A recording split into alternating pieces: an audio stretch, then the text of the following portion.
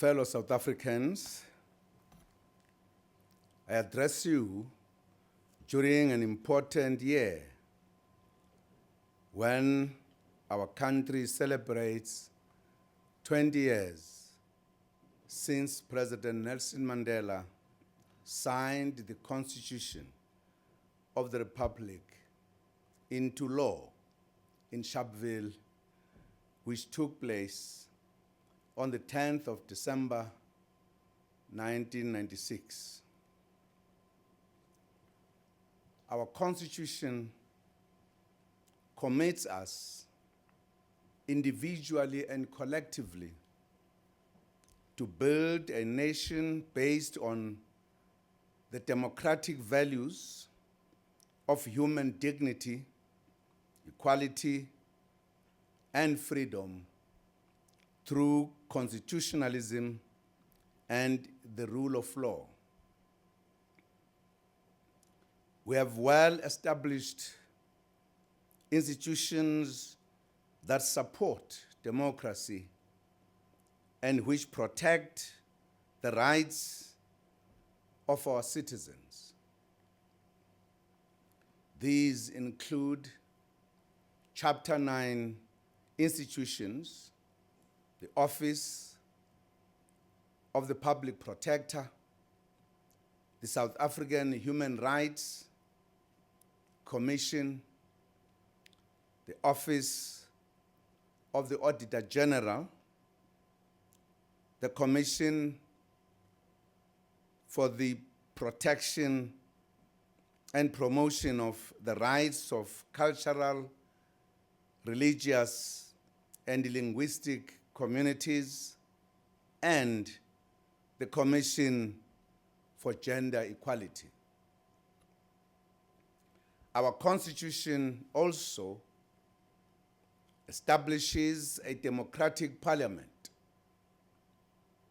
I respect the role of Parliament to hold the executive to account as true representatives of our people, representing, as it does, different voices, views, and constituencies. Guided by the Constitution, we have an independent judiciary, which is a trusted final arbiter in all disputes in society. Yesterday, the Constitutional Court of the Republic, playing this crucial role, issued a judgment on the matter of security upgrades at my private residence in Nkandla. I welcome the judgment of the Constitutional Court unreservedly.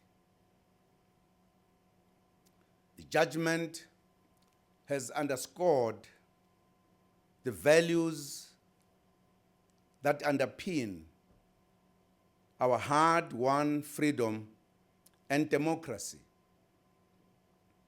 such as the rule of law and the accountability of public office bearers, while also respecting the rights of public office bearers facing scrutiny.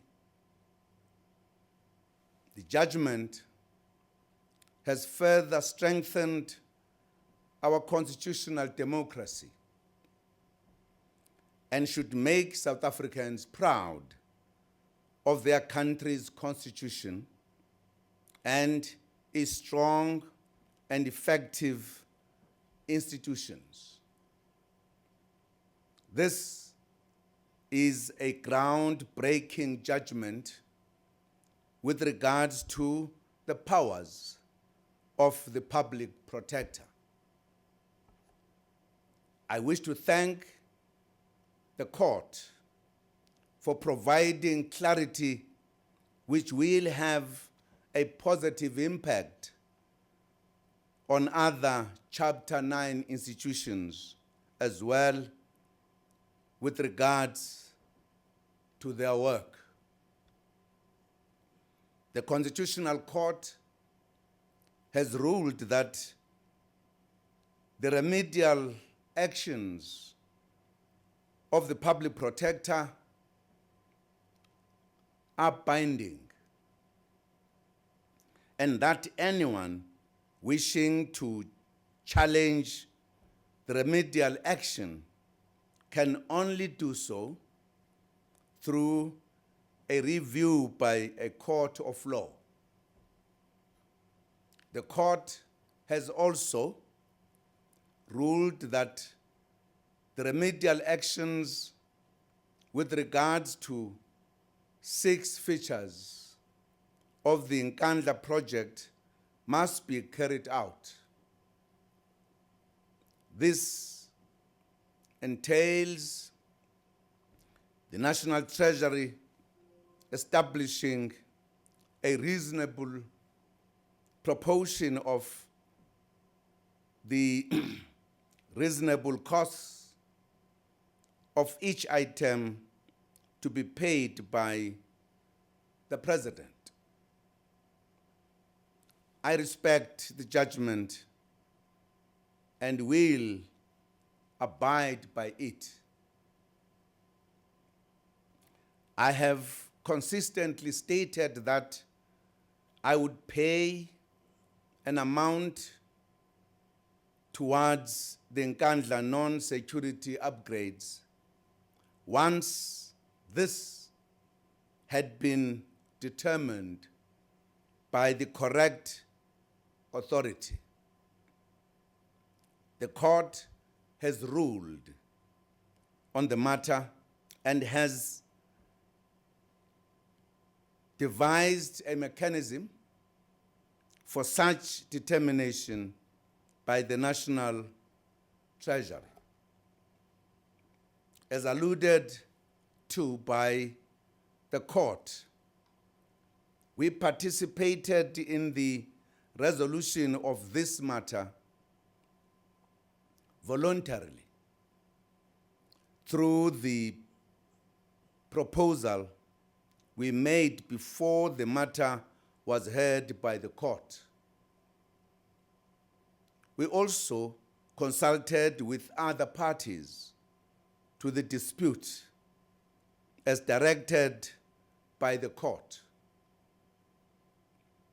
In the proposal, I stated my willingness to pay and to abide by other measures.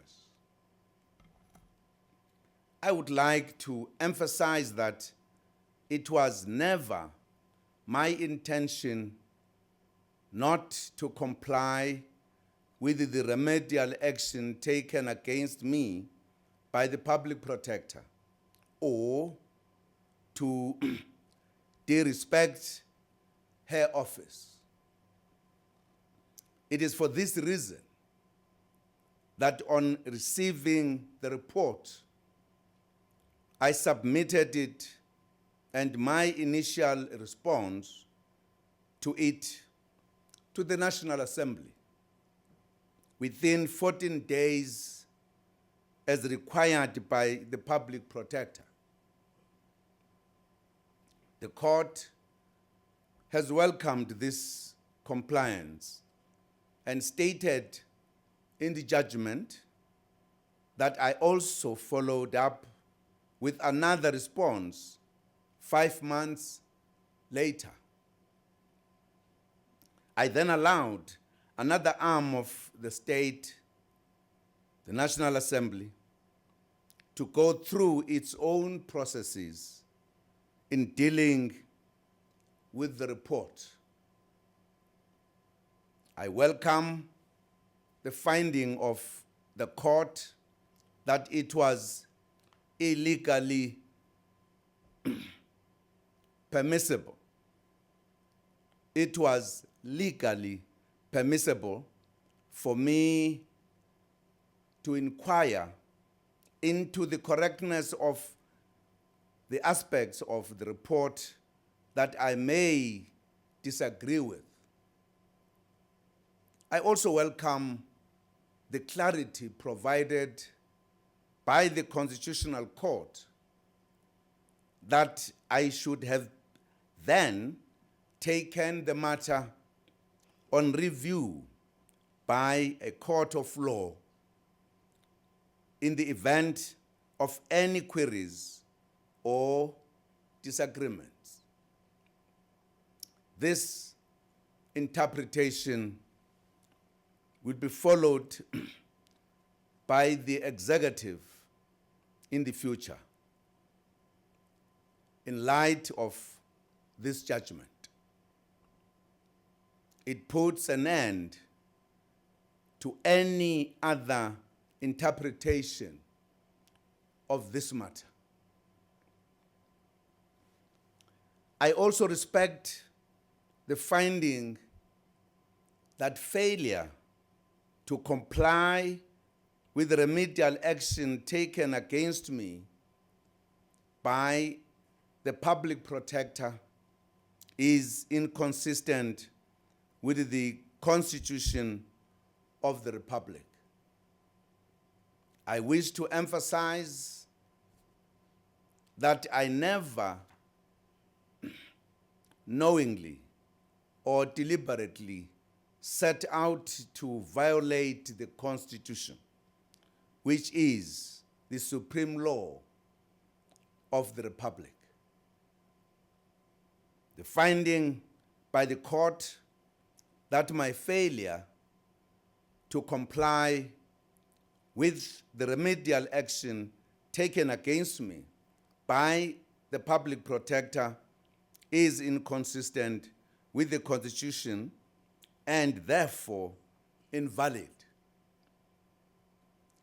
flows from the fact that I initially followed a different approach. While correct in law at the time, the approach was subsequently demonstrated to be contrary to the Constitution. As stated by the Constitutional Court yesterday,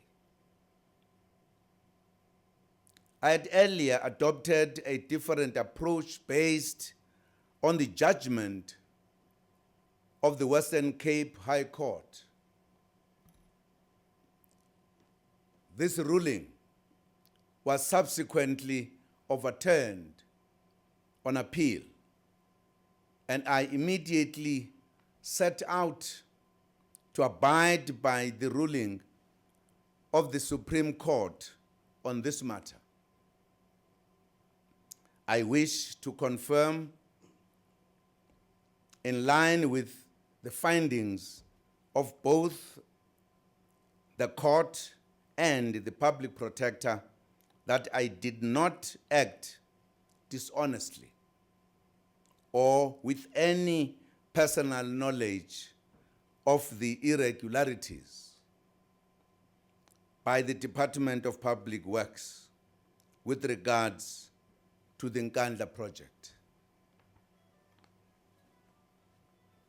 The intention was not in pursuit of corrupt ends or to use state resources to unduly benefit me and my family.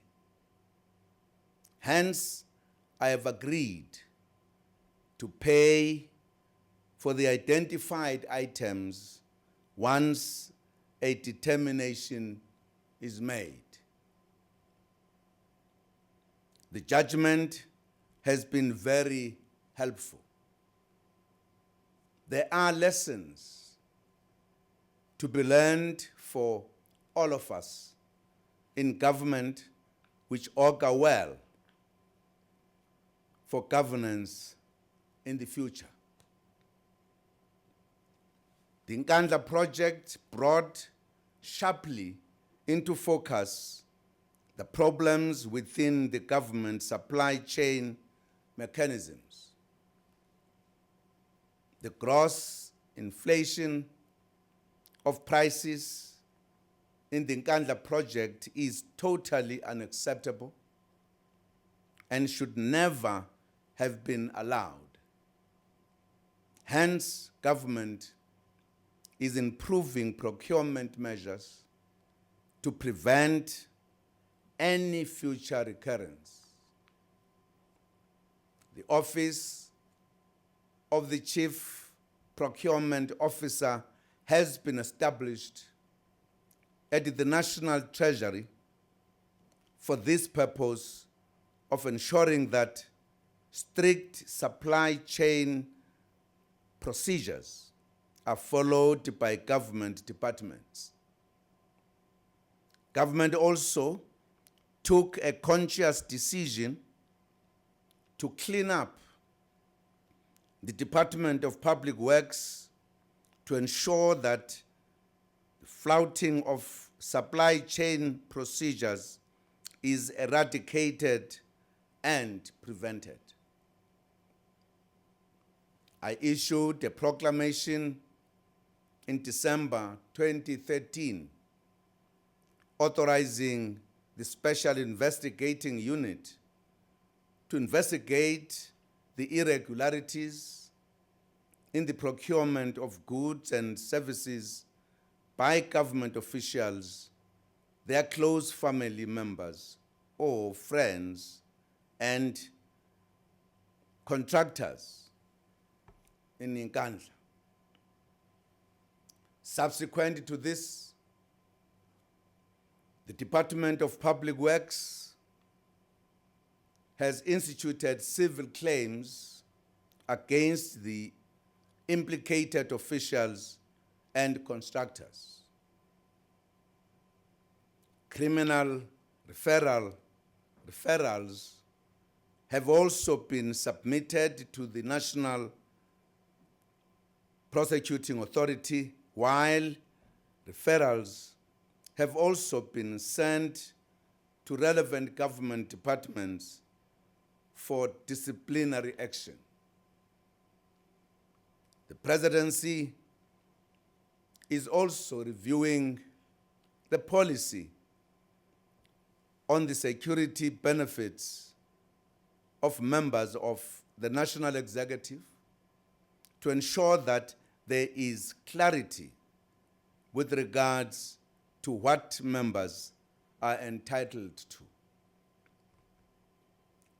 Fellow South Africans, I wish to reiterate that any action that has been found not to be in keeping with the Constitution happened because of a different approach and different legal advice.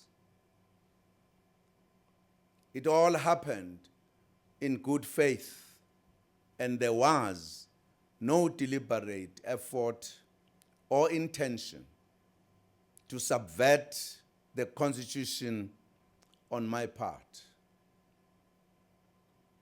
The judgment has helped me and my colleagues to reflect deeply on the entire matter. With hindsight, there are many matters that could have been handled differently and which should never have been allowed to drag on this long, which we deeply regret. The matter has caused a lot of frustration and confusion, for which I apologize on my behalf and on behalf of government. I urge all parties to respect the judgment and abide by it. Let us use the judgment to build and further strengthen our democracy. I thank you.